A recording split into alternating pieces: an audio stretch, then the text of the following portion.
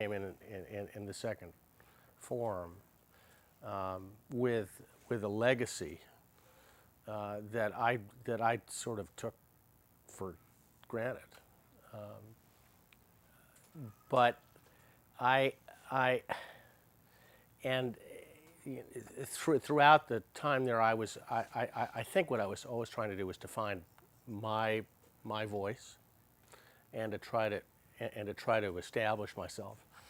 And I did a little bit in hockey, and I think probably it wasn't until the sixth form when I was able to do this crazy play that we did, which was the first time I think that anybody had ever done like a musical, God forbid.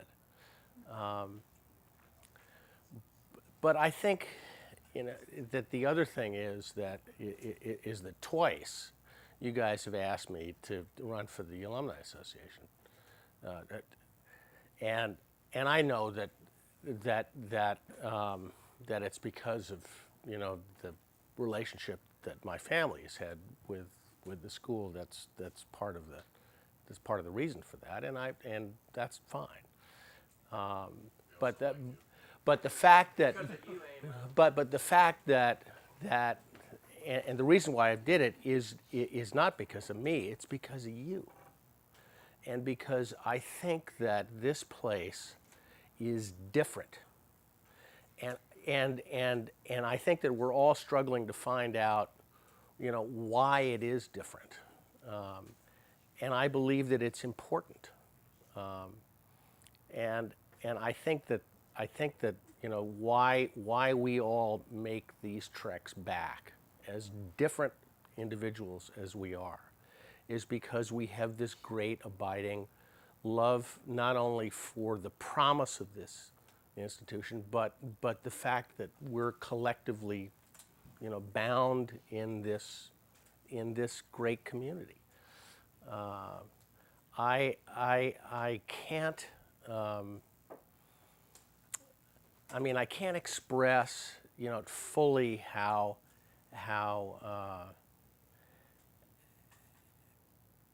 important, all of you are to me as I've grown up or not, and it's interesting. I went from St. Paul's to Harvard, and then I went from Harvard to the Harvard Business School, and for a while I found it much more comforting to be with my classmates from the Harvard Business School because we were all sort of in business. Although I went out of that, but I came back to Harvard because we were all so Harvard University because we were all so different, and yet that difference made us strong. And there are a lot of us in this room who have lived, incredibly different lives, and yet we all have this bond here. So I thank you for that. I'm continuing to learn from you guys, and I think that one of the great things that I've done, and I hope that we all do, is we all find excuses to get together. And we've done that in New York, and my hope is that others have done it in other environments. But I love you guys.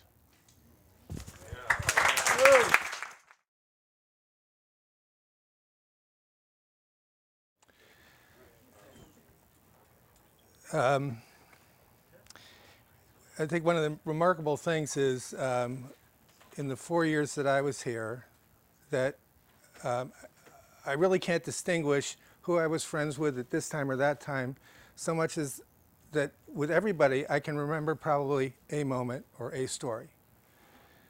So when Chris talks about Bobby Hull, I remember being amazed that he was doing that in his suit pants with a tie and about 5 toothpicks. And Peter Blair introduced me to Baba Arum at the Yale Club once before the game. And it was more than I was used to. but everybody had, you know, whether it was one brief moment. John Eldridge was in the room next to me at Nash when we arrived. I was amazed at how meticulous he was in keeping his list of correspondence. I think you must have had about 40 people that you were routinely communicating with. And you would write them, it seemed, send them a letter, keep track of it. And just, it was like, I didn't know about order. Anyway, but when I think about this place, after the Second War, my father and a number of guys ended up going to seminary because of the war. And a number of them ended up modeling themselves out of what was called a French worker priest. So I grew up for 7 years in an all-black missionary parish. And then I moved to a beautiful little town in Connecticut, White Clabbards, great little country day school. Played hockey against Greenwich Country Day, Renbrook, Indian Mountain. I mean, it was just, you know, dirt roads. It's like as ideal as it gets. And about all I thought about in terms of, you know, secondary school was I like to sail, I like to play hockey, so go to Tabor, go to Hotchkiss. Then for some reason, I think because of some of my family's friends, I ended up coming to see St. Paul's. And it was one of those silly experiences where you do something for all the wrong reasons. You fall in love. I remember coming, you know, past Scudder, getting to the gate, and looking down the avenue, and the rector's house, and the chapel, and the tall trees, and this incredible order. Maybe it was being one of 5 kids and just being desperate for peace and quiet. But for whatever reason, when I got here, I had died and gone to heaven. I loved getting up in the morning and going to breakfast. I loved Bill Abbey's cartoons every morning on the board. I loved the sports. I just was completely in love with being here. I had a rude awakening in the first marking period, and I had to start working to get my way up the... But anyway, I had no complaints. I was completely happy here.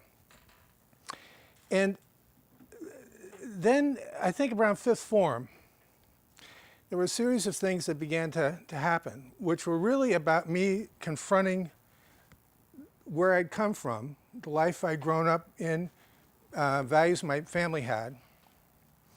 And I was reminding Nat Niles tonight that there was this moment where one of his family relatives was an outpatient and was working in the dining room.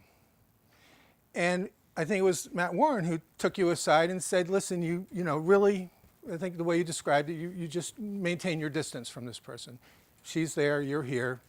You don't communicate across the cafeteria line. And I noticed at a point too that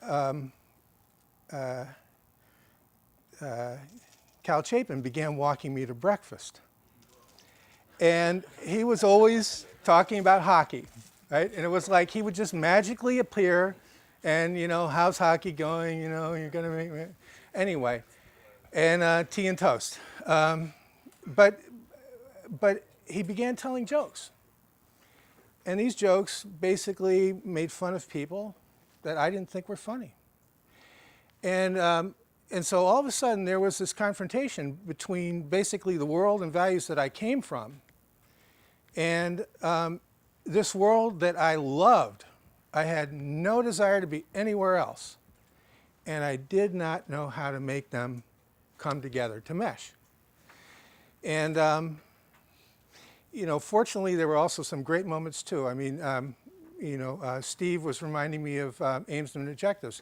I don't know how Bill Oates put me on that, but I ended up on the Aims and Objectives Committee, and it was phenomenal because it was either John McLean or his brother who was on it. He was a trustee, and he had this remarkable vision of what the school could be.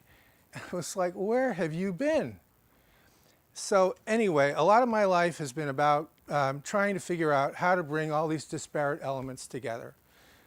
you know, social differences between people, you know, financial differences between people, cultural differences between people. And I think one of the things that, when I looked at coming back to the reunion this year, I was trying to think, you know, how can this have meaning for me? And so some of us began communicating by email, and, you know, all of a sudden, I mean, Alec and I were roommates sixth form year. I'm not entirely sure why we ended up roommates, but we were roommates. And then we sort of, I think, just, you know, we moved on. And yet we've had some tremendous conversations in the past, you know, sort of started in December a little bit, bits and pieces, and then better and better. So, you know, on some levels, talking about Band of Brothers to me is pushes the envelope a little bit, simply because I think about, you know, what we experienced here was not a war experience, life-threatening, and yet I think it truly was a unique experience. You know, to be that young, to live in this small little world, and to learn, you know, about life, and to learn everything we did learn.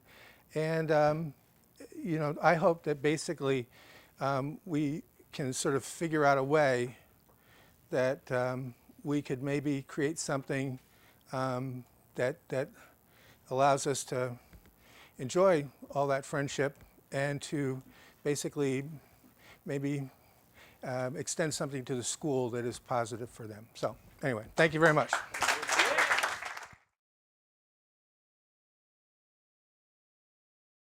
I don't know what I'm saying either. Chris admitted to that when he got up, so God help us. But he's good at it. Yeah, oh, okay, thanks. Thanks for the vote of confidence, John. And hopefully you'll be better at it. Yeah, I will try to.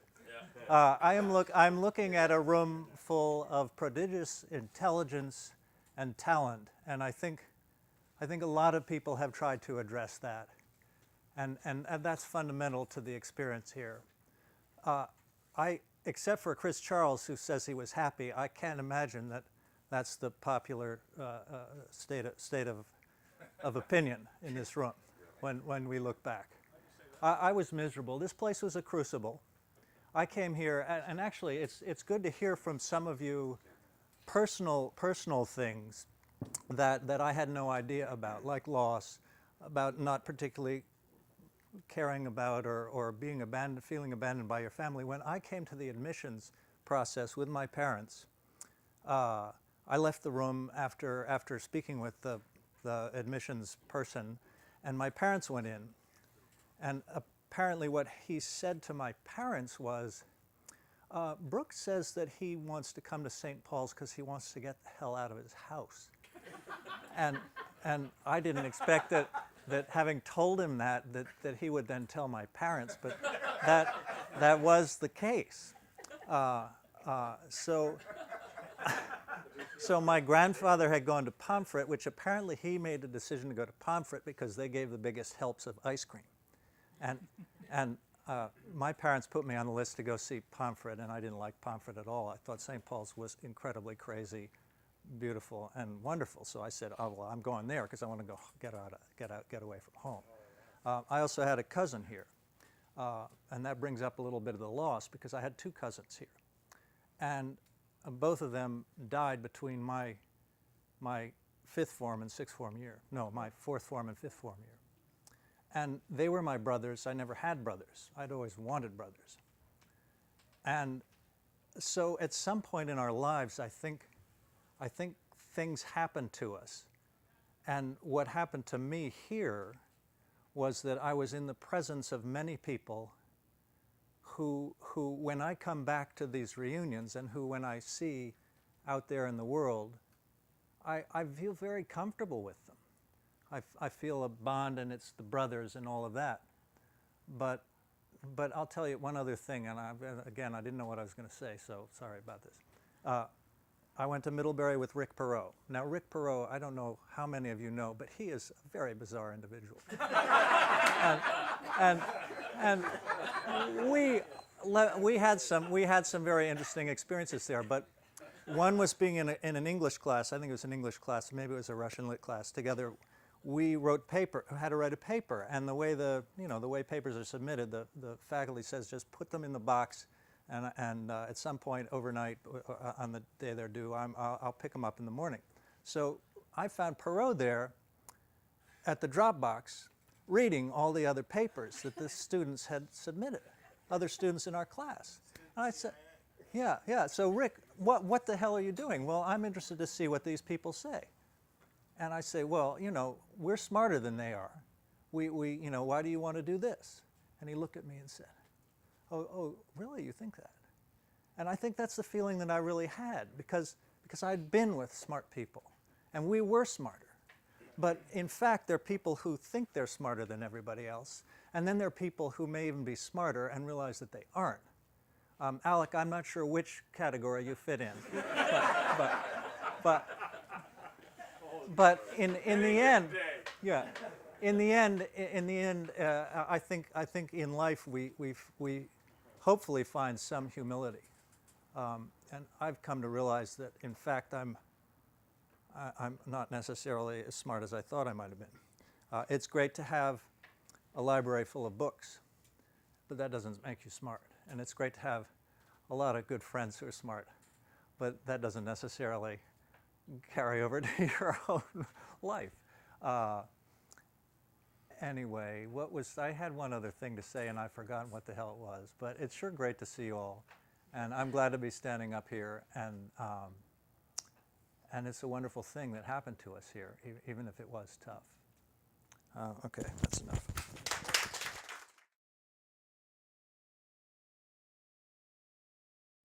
Now back up a little bit. We've been talking about how everybody got to St. Paul's.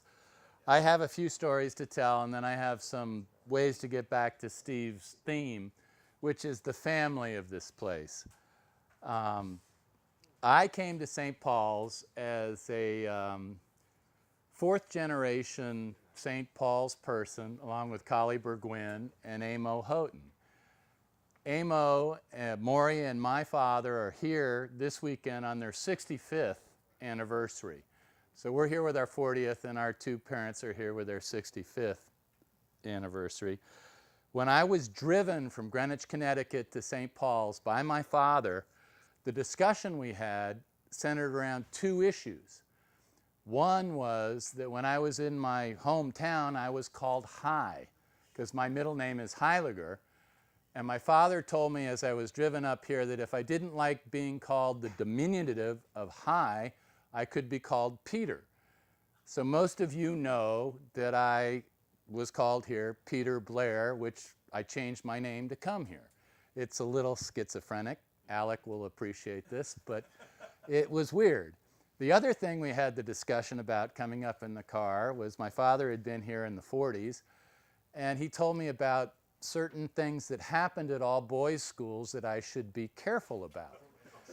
And it was a really remarkable introduction to St. Paul's. It was a remarkable introduction to St. Paul's. Number one, I had to change my name, and number two, I had to be aware of other males. And it was stunning for a ninth grader. Since having gone through St. Paul's, having met all of you, and having enjoyed thoroughly all of your company, I don't think I was a remarkable or memorable classmate for many of you. I had the distinction of living with Steve Moorhead when he came in as a fourth former in Foster with Herbie Church. Steve would go down to the skate house where there was sort of the social events going on, and I would stay in Herbie's apartment and watch Mannix and the Rockford Files and take care of Portia. My best friend was Chris Phillips, who still is a dear friend. Chris and I were athletes up here at a time that we sort of didn't revere athletes, but we persevered. And I got to tell you that I've always enjoyed Chris's company, and to this day I enjoy his company. I have to tell you the most remarkable individual that I met in my class at St. Paul's is Jim Everts, who we need to get up here to talk about things. Besides Haverstick's memory, Jim Everts has lived a life that none of us could understand. It is a remarkable, remarkable life. And I wish he would just sort of impart to us some of the wisdom that he's gained over the years that he has. The other remarkable individual is Eldridge, who got up here a little earlier and talked to us. I can't remember a person that came to this school and captivated his form mates with the personality that he has, the way Johnny did.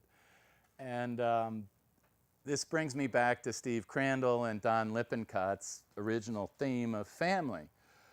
I think that the most remarkable thing about my class at St. Paul's is not that any of us have accomplished anything.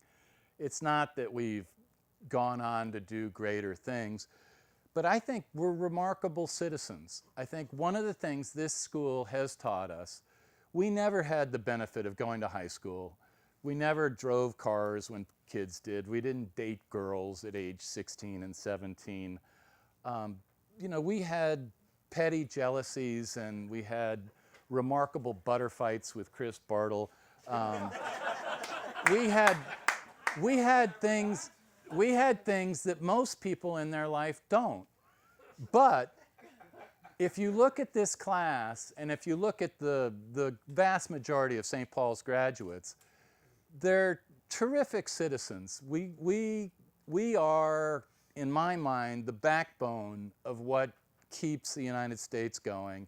I don't want to get too schmaltzy about this, but we really are pretty remarkable people in that people have done things in this class.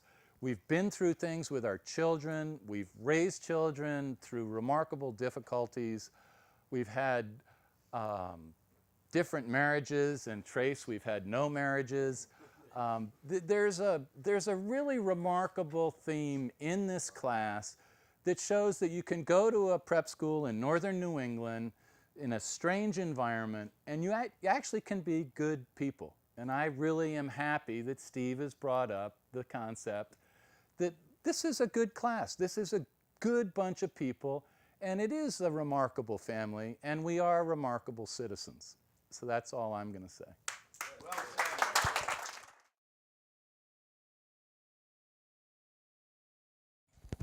Yeah, I just remembered sitting next to Stick and then listening to, can you hear me?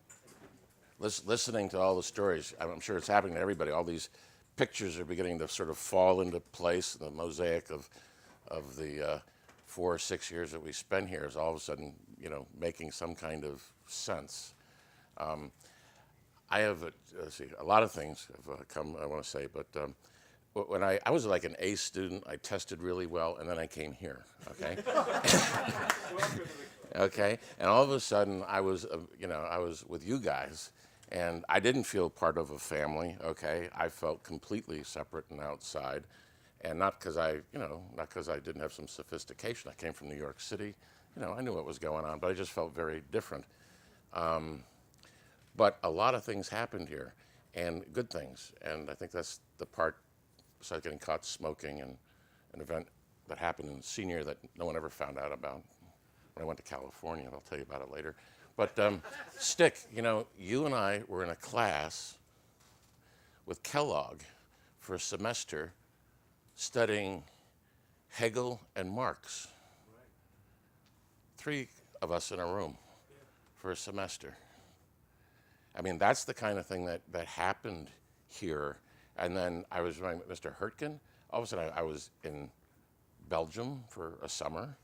Okay, how did that happen? I'm trying to remember. I couldn't get a show here, even though I painted. So I'm trying to remember the professor's name, the black guy, and he gave me a show in the hallway in the schoolhouse, because Lou Grant, who scared the shit out of me one day at lunch, and he said, "Well, I just wanted you to know what it was like." And I said, "Okay, thank you." So,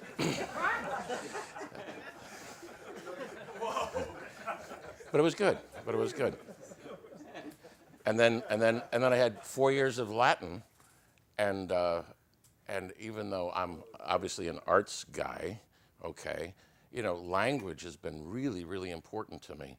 And, you know, whether we're brothers or not, we do share this thing about language and using language, and we all do it, and it's really powerful. And who's anybody kidding? And, you know, one of the things we learned here, I was lousy at language, I was lousy at history. I did well at Latin for a little while, but then Clem Wood sort of beat me out at that. Okay. But you know, you pick, you know, I studied Russian here. You know, I studied, you know, French. I wasn't very good at it. But then I went on, and then because it was in my resume, they put me on TV shows where they had to translate because I couldn't speak French. And then I wound up going, you know, so I went to France like, you know, every other weekend because she was beautiful. She was absolutely beautiful. Okay. Another part of my trying to remember. Oh, several guys we've been speaking. There is something about who we are and what we got here and what we could give back. And I'm not going to be corny about that, but I like it when someone said, well, maybe what we should do is give it back to the school. I was thinking maybe we should give it out to the world where it get dispersed into nothingness. But maybe there is something we could do to give back, you know, money, of course, but, you know, to give back what we've gotten. You know, I was talking with Brooke and a lot of the other guys, and I'm going, you know, what can we give back to these guys? I mean, the wealth of experience. You know, I sit down with Doug Bateson and drink about 4 or 5 bourbons, and I go, my God, we got all this brain power.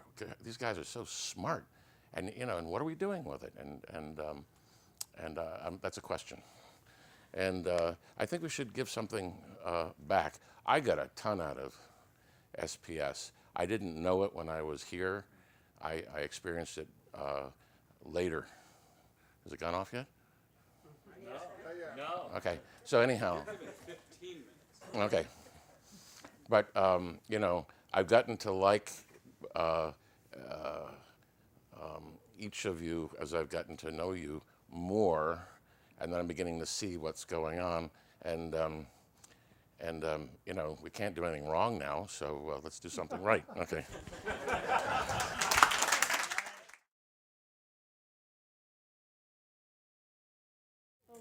I had some prepared statements. You weren't leaving. But I don't think they're gonna fly.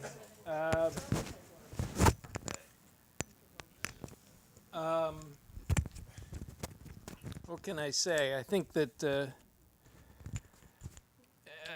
hearing everybody speak this evening is pretty dramatic. You know, it's hard to add much to what you all are saying. You know, for me, I